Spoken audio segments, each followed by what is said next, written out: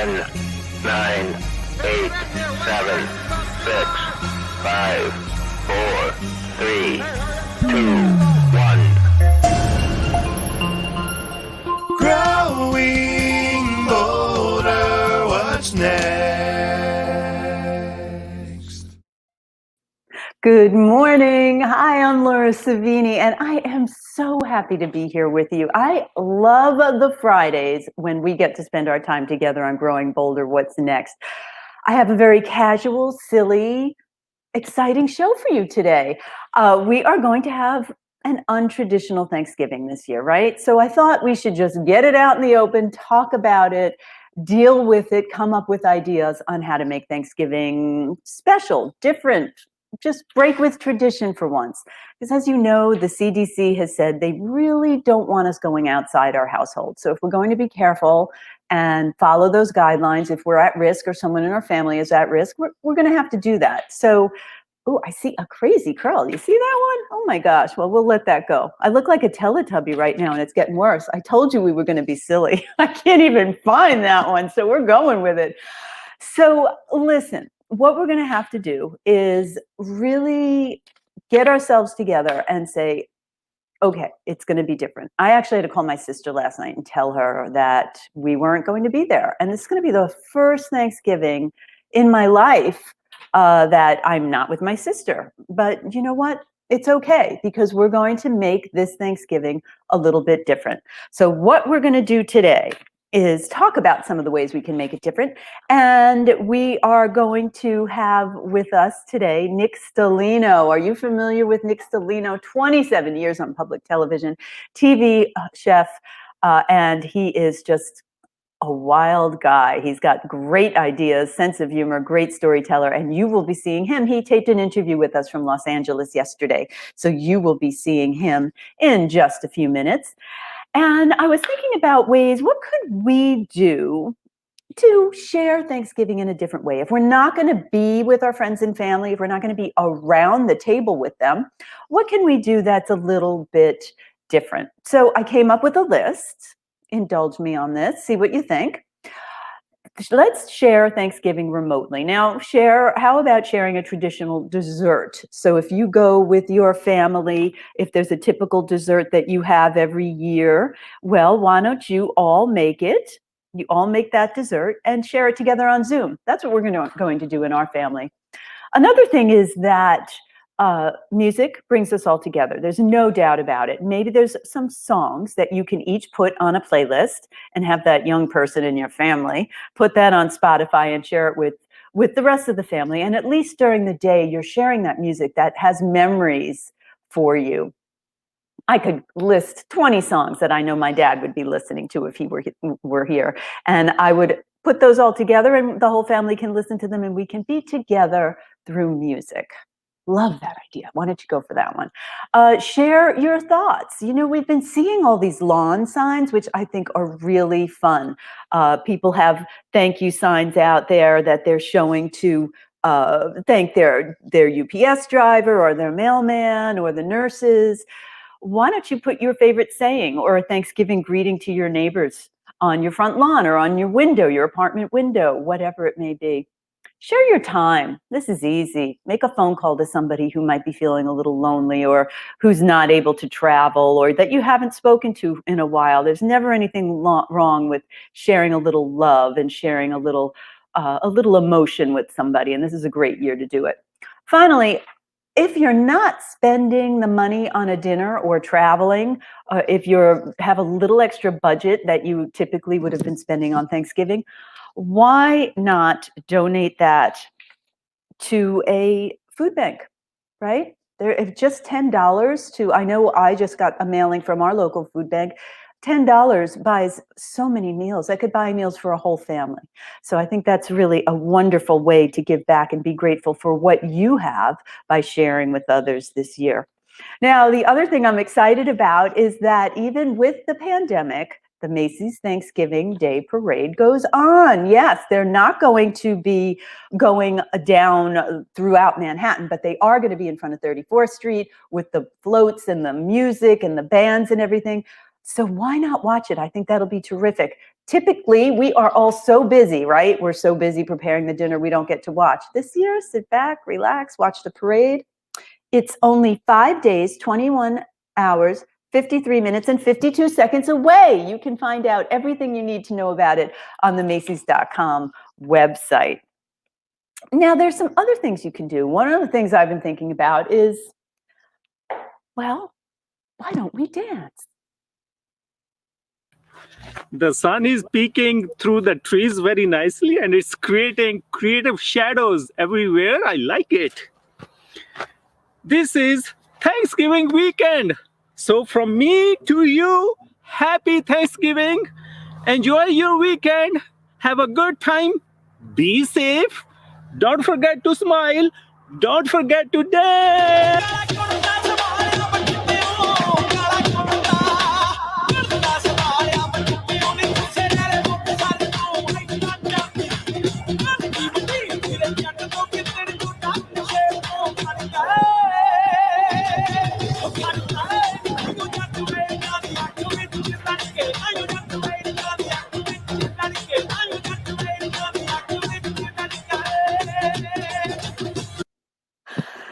I mean, come on, don't you love him? How could that not bring you a moment of joy today when you might have other things on your mind?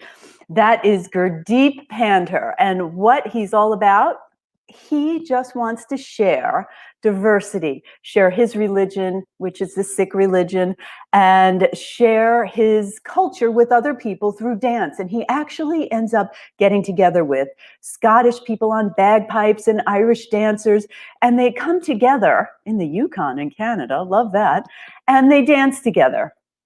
Joyful, uplifting, great guy. Want to learn more about him. So thank you, Gurdeep, for that wonderful dance. Now, as promised, we are going to hear from Nick Stellino. Again, he's a TV show host. He's been on public television for 27 years. He's known for singing in the kitchen, telling stories, being a little outrageous at times. He's a fantastic entrepreneur, cookbook author, and all-around terrific creative guy. And here he is, Nick Stellino.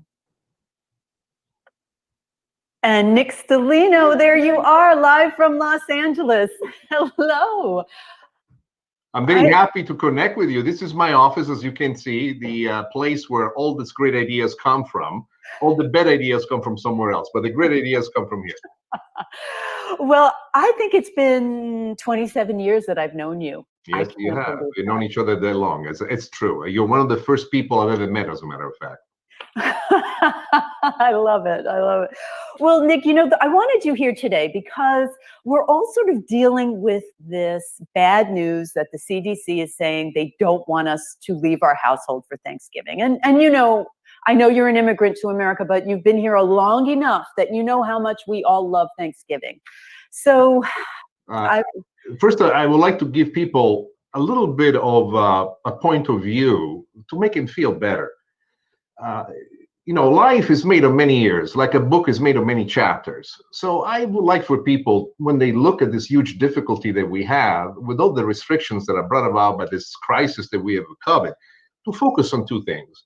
Maybe reduce a little bit the crowd of people, not beyond your nucleus that you have, because every person that you invite from another household, from your neighbors, you invite everybody they have met throughout the day. And this time here in California, the cases have jumped up explosively, over 20%, and it's causing for us some real concern. But I want for people to rediscover the beauty that it is, even in the small nucleus of a family that they might have, of one Thanksgiving to be spent together, cooking together, and to use the simplest of recipes that have the highest yield of flavor, and rediscover the joy that it is to have a Thanksgiving when nobody screams at anybody because everybody's happy. And that is the anticipation that I have as I share my recipes with people, that for a moment, in the midst of a crisis that is taking our breath away, we look up in the sky and we say to God, thank you. It could be much worse. And it's not. If you're safe, if you're healthy, say your thanks, because we spend too much time thinking about the things that we don't have, and we do not recognize the fortune of what it is that we have right here, right now. So my greatest advice, the best ingredient for your holiday, is be thankful. And that will take you a long, long way. That's my advice on this very simple matter.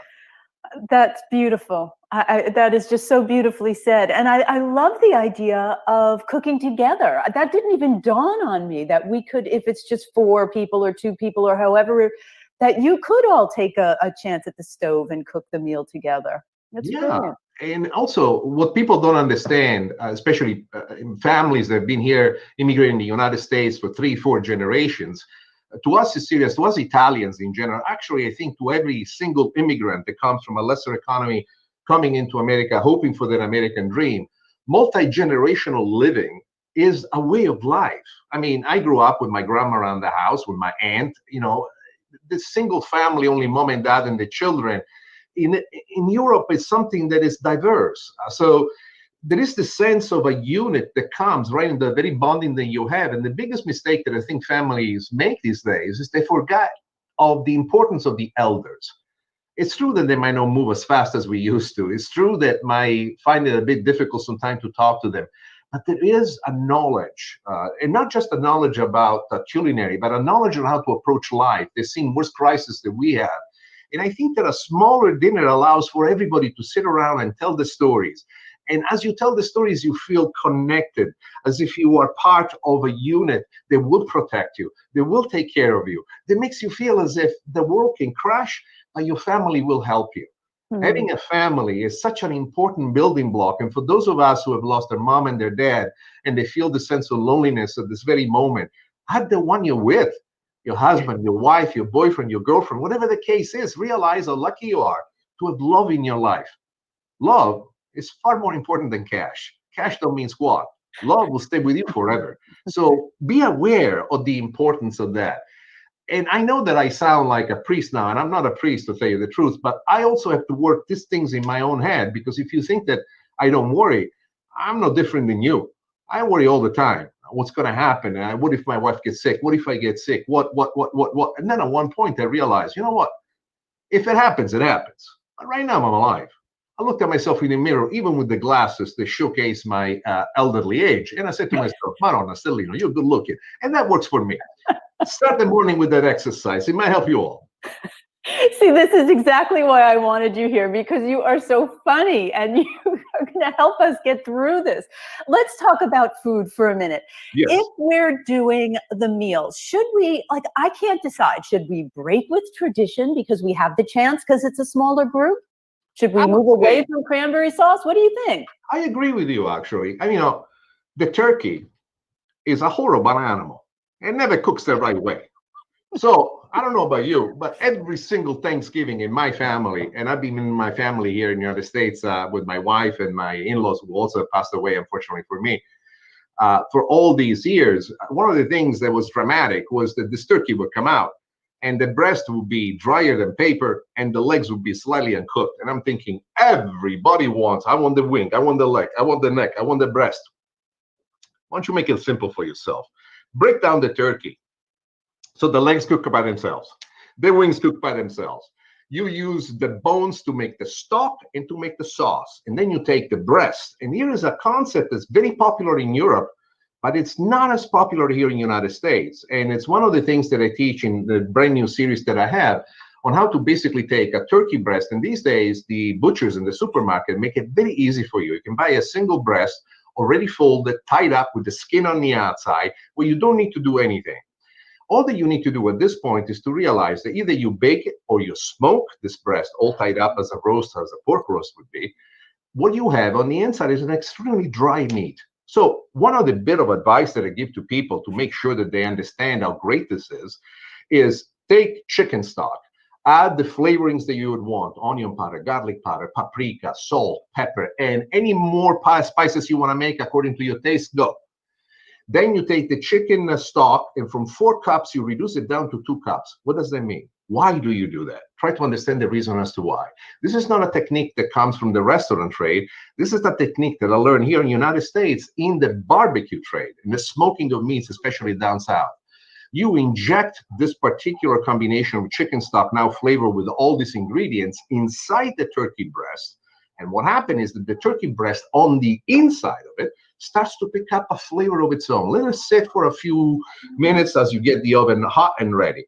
Now, in the oven, what I propose to people is to do the first 20, 30 minutes on a very high heat, about 450, 500. You want to crisp up the skin, then drop the heat down to 325, 350, and then cook the turkey all the way to the end. For those of you who are lucky enough to have a smoker is mostly used for barbecue, ribs, briskets, and such. Let me tell you, a smoked turkey breast has a huge advantage because as the smoke comes from within, you can regulate the heat anywhere from the 225 to the 325 that we have discussed. The smoke comes with a huge amount of water through the water pan that you have on the side, maintaining a tenderness in the meat. Now, what happens when this turkey is completely cooked? It will be cooked at 160. You basically put the thermometer on the inside. You know how to do it. But when you bring it out and you cut it, first, the skin is crisp. That sound for me is awesome. Then, as you cut through the turkey, all these juices that come out. You remember when you cut through the turkey and you're like, what is this? It looks like a paperweight for my office. No, this turkey is, this baby singing. And you're going, Stellino is good. By the way, you would be right. I'm incredible. And what I love about what you're saying is because I've read actual scientific studies that basting and marinating doesn't really work, but the idea of injecting it moist and lets the flavor in is a game changer because the marination, you have to look at the turkey meat and understand how the striation of the meat, especially on the breast, are connected. If you look at the legs, if you look at the wings, you will see the fibers coming like this with a certain space of interstitial fat that exists in there. So basically, when you cook this particular thing, there is the bone that gives the flavor. Then there is the light interstitial fat that comes in between that keeps it moist all the time. Turkey does not have that in the breast. The breast is more like a hand. It's a solid piece of meat with no striation whatsoever. So whatever liquid you put into the brine and marination will penetrate no more than a 1/4 inch on the inside. But this sucker is like this tall. And so you kind of have to think about it. How do I get it in? And I also find that when you marinate it with the skin on, you give the skin too much wetness that even in the 500, it will steam first before it crackles. So you want to have the skin as dry as possible. You see, I am convinced that we're all great chefs. We just don't know how to do things. And all you need to do is to find somebody like me, for example, that gives you a new idea. You try this new idea, then you change it around, you make it your own idea, and pretty soon you come up and say, wow, I got this taken care of. Listen, I learned how to do American barbecue because I was in love with brisket, and I couldn't stand the brisket at the barbecue restaurant next to my house. I said to myself, what am I, chopped liver? Not for nothing. I mean, I know how to cook. But I killed 350 pounds worth of brisket before I got to this point. So you got to come to the idea that to be good, you have to fail. People, no, I hate to fail. What are you, a moron? If you're going to do something, you're going to make a mistake along the way. Now, the idea is this. If you make a mistake, that's an advantage. Why is that an advantage? You have to ask yourself, why did this happen? What went wrong? Seek advice from others that have taken this route before you that can give you a guidance in some direction. This is not just about cooking, it's about anything in life. Yes. And then as you approach things, you start to understand the action and reaction of things, and you find yourself in a flow, what I call the yellow line. I say, we all have a view of the dots of where we want to go. But most of us are unable to connect the dots as if they make a road. And then suddenly, after all these mistakes, that you understand what you've done wrong and how you should correct them, you start to see the line in the middle and you start following it. And that line becomes your style. Meaning that you and I both can do the brisket with the same meat from the same animal, with the same equipment. Yours will taste one way, it'll be fantastic. Mine will taste one way, will be fantastic. And people will say, but why is that? She had the same exact amount. She did the same exact thing that you did. Well, people don't understand that inside of us, there is a soul. They say that the soul weighs 24 grams. I saw that in a movie once. I'm not so sure that that's the case, but let's assume that the soul weighs 24 grams. That soul is the most important flavoring ingredient in your life, not just for the food, but for the way you look at life and the way life comes to you and how you accept it, how you get engaged with it, how you let your soul flow up. For all of you who have been in the military, for all of you that have been part of a very formalized type of society that has brought you to only think this way, I think once in a while it's good to open up and feel like when you were a kid and you were afraid of nothing. Those moments in life are the most significant ones, and they happen as you cook and as you live your own life and you take some of the lessons from cooking into the way you handle your daily routines. And I advise people to continue to try things and to take every failure as a badge of honor. and understand why. And one day you'll be even better than me. I'll tell you that, because I'm not that great of a genius myself, and I know it. Well, I love where you're going with this, because Thanksgiving is rife with stress, because there are these traditional recipes that we're supposed to make exactly the same way. But your aunt, your sister, your brother, everybody could make the same stuffing and it could taste different, but we're all expecting it to taste a certain way on Thanksgiving. So if I'm following your advice, I'm going to do it with my own soul inflected into the recipes Exactly. this year. And it's going to be our way. Or we follow a different path this year. We go with what maybe we didn't really like grandma's stuffing, and we go and do it our own way this year. And I think that's sort of the beauty of the situation we're in now, is maybe I agree. we don't even want to make stuffing. Why? You know, what if we want to go fancy? That's what I wanted to ask you about. If we're a smaller group, should we attempt a more complicated recipe, or you think just keep it simple? But first and foremost, complicated is an oxymoron, because they're complicated because we don't understand the steps involved. And so we are afraid when we see a list of instructions. If you go to my website at nickstellino.com, I have a load of free recipes. And then what we have, I say, listen, in addition to this recipe, we have another 1,000 available inside of it. We have over 750 videos that not only show you how to make the recipe, but the recipe is right next to you. So anywhere you go, on your phone, on your iPad, on your laptop, you can basically have a contact with me forever. On top of it, I am the only chef that I know that owns each one of his television series. I'm not dependent on a network to take care of me. And that is a huge advantage, because when you join my NSVIP club, which is only $25 a year, this is less than $2 a month. Please, I'm kind of giving it away. But you have 7 series that you can go inside and look at any time you want. 13 episodes per series. Basically, it's better than Netflix. And you have me to look at, and I'm far better than some of the criminals that you see on the other stream. But the point does remain. What's it got to do with anything? I got all sorts of different ideas. And what I really take pride in is I am not the best chef who ever lived. I am not. Actually, I know people that cook better than me, and I'm best friends with them, and I love them. I have no envy. If somebody else is blessed with bigger skills than mine, more sophisticated than mine, you need to admire that and realize that even by admiring and trying to understand what things are like, you're making a step ahead. So I propose that people look at me not as an icon of intelligence or an icon of splendid independence in the culinary execution. The thing that makes me effective is that I'm a patient teacher. I don't talk to you like you're a dummy. I don't put you down. I don't tell you what you cannot do. I bring you into this journey where I showcase to you the fact that the only difference between me and you is that I'm on TV and you're not. And that's it. You're just as good as me. You don't know it, but you're just as good as me. So with that in temperament inside my head, my job and the way in which I act in life is to encourage people to play along with me, because being good by yourself, what's the point? I love that. So then what we can do is go through, look at some recipes, rehearse with your video, look at your video, and be ready to jump in on Thursday morning or Wednesday night for Thanksgiving. I love that idea. One of the other things I was thinking is maybe we treat ourselves a little bit better since it's a smaller group, and maybe use some more finer ingredients than we might typically. Any thoughts on that? Like maybe open a special bottle of wine or buy an expensive cheese because it's a smaller group.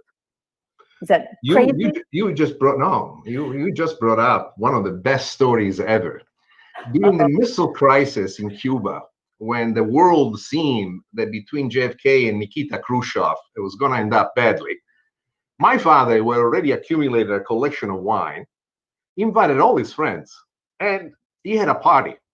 And he brought out all the best bottles, some stuff that he had saved away for 5-10 years.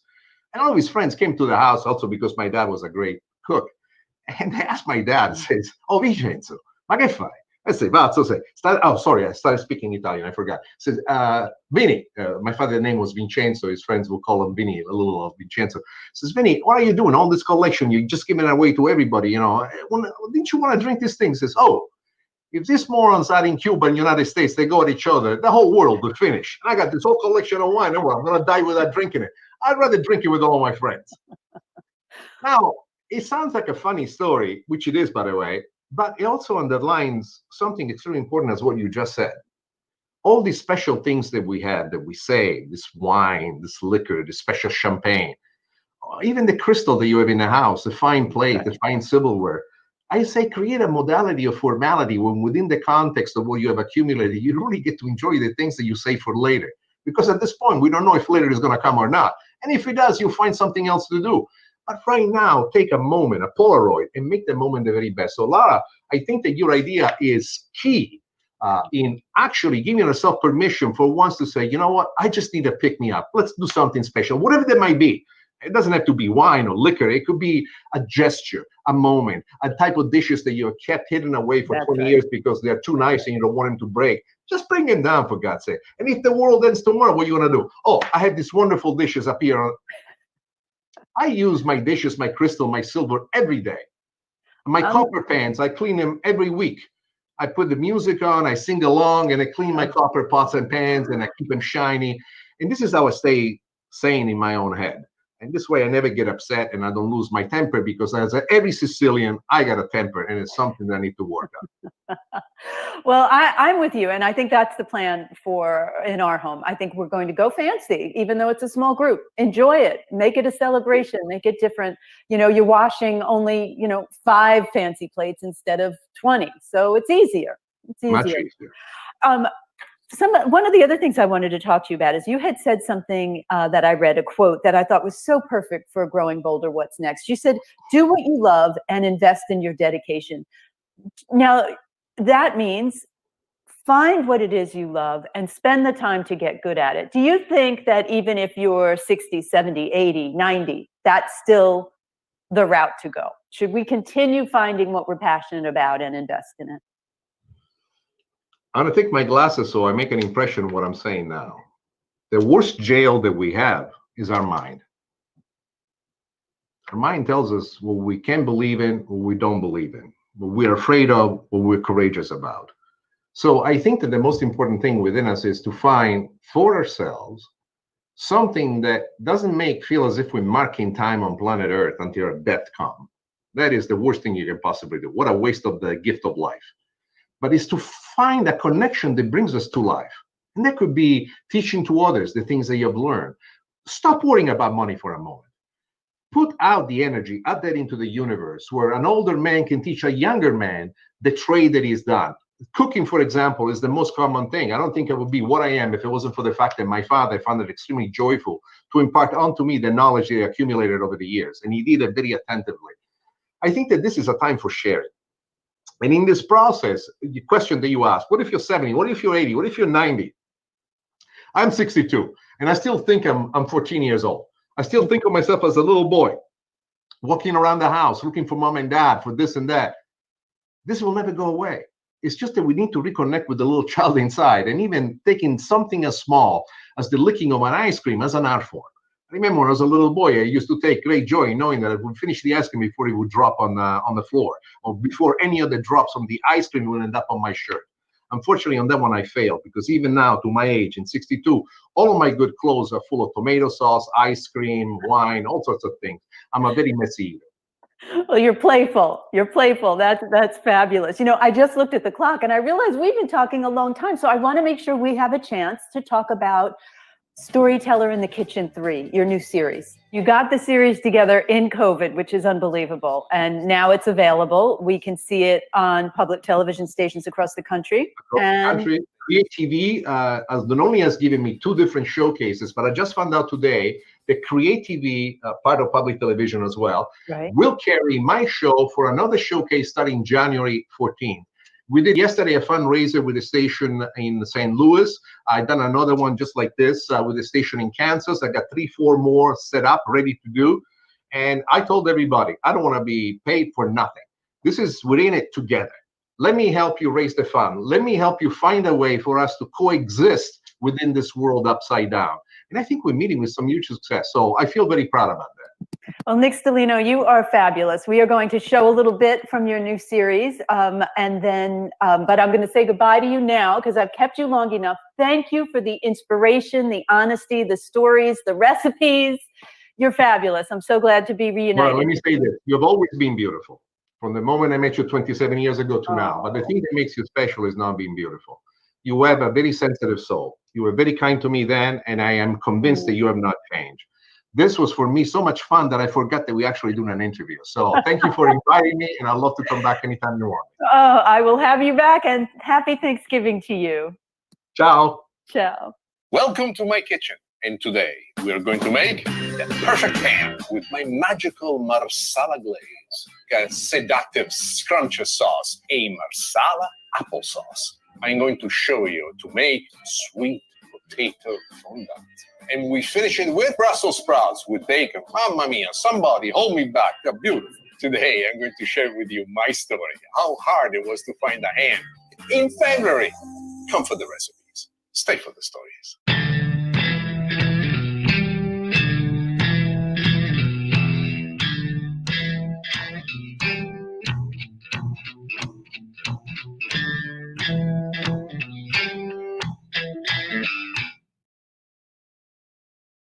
You've got to love him. Nick Stellino, and you can find all of his recipes and his videos at nickstelino.com, and more information about that VIP club he was talking about. And I thank him for spending so much time with us. He had a very busy week, and he took all that time out to be here on Growing Bolder. What's next?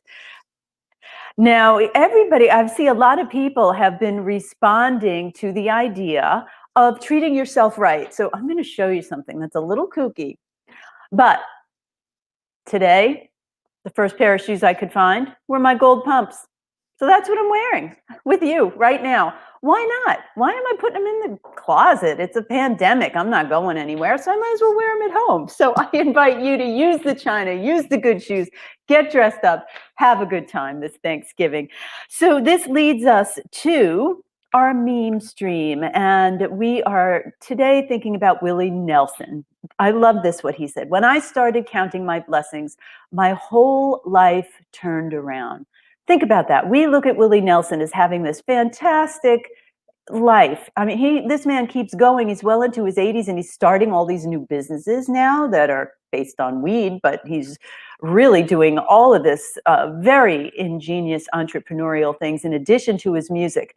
And he's saying that his life turned around when he started counting his blessings. So there was some point where he was just thinking negatively. And he decided to think positively. And that's what we have to do. That's what you do. When you think positive, it's that law of attraction, right? It all comes back to you. And that leads me to, we're getting toward the end, don't worry.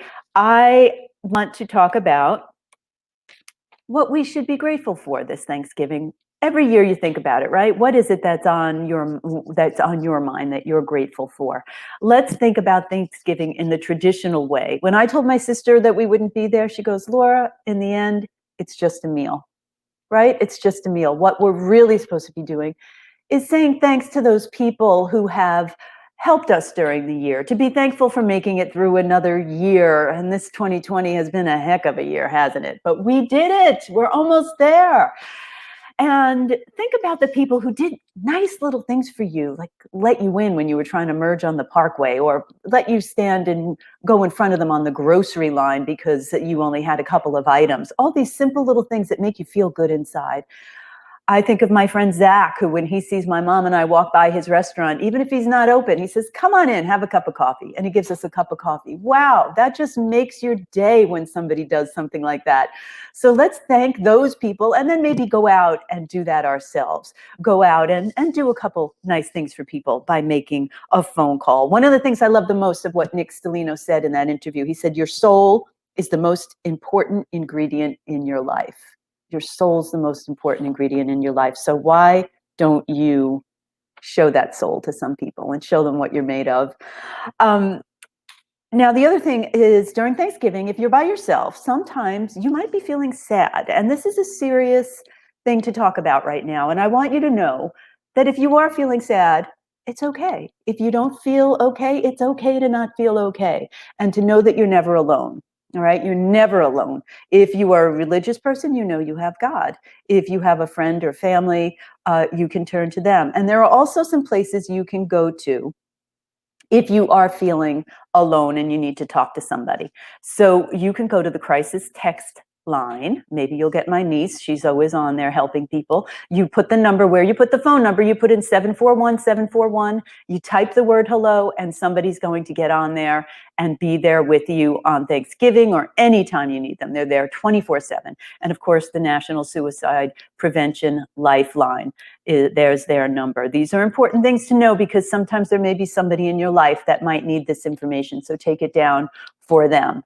We all have to stick together and get through this untraditional Thanksgiving. Now, on a very lively note, Nick was also saying, find the connection that brings us to life. Well, we have something going on for you here at Growing Bolder. We have a screening of this new film called Lives Well Lived, and these people have found the connection that brings us to life. They're celebrating the secrets, wit, and wisdom of age. Take a look at the film that you can see here on Growing Bolder. My definition of a life well lived. That's a really interesting question. I mean, I just lived my life one day at a time, and I did everything the way I thought I should do it. And I don't know what brought me this far. Only God knows. Maybe I still have something to do.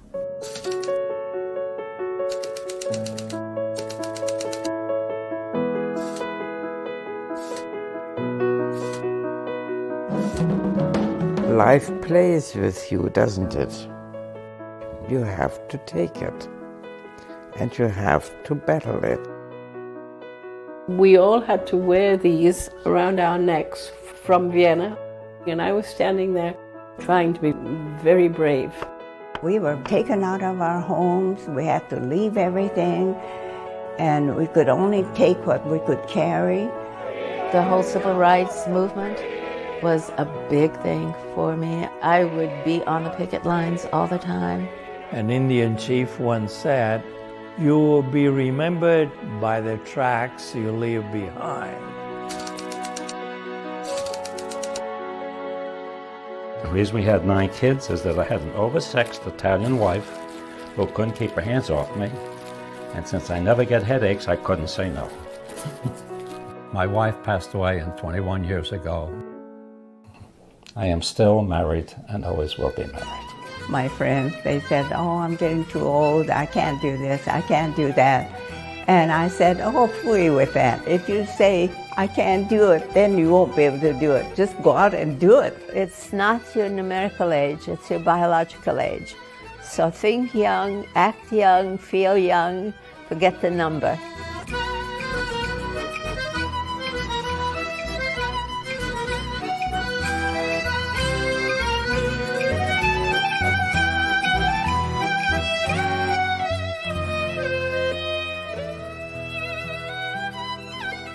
Which is your good side? I don't have a good side. They're all bad sides.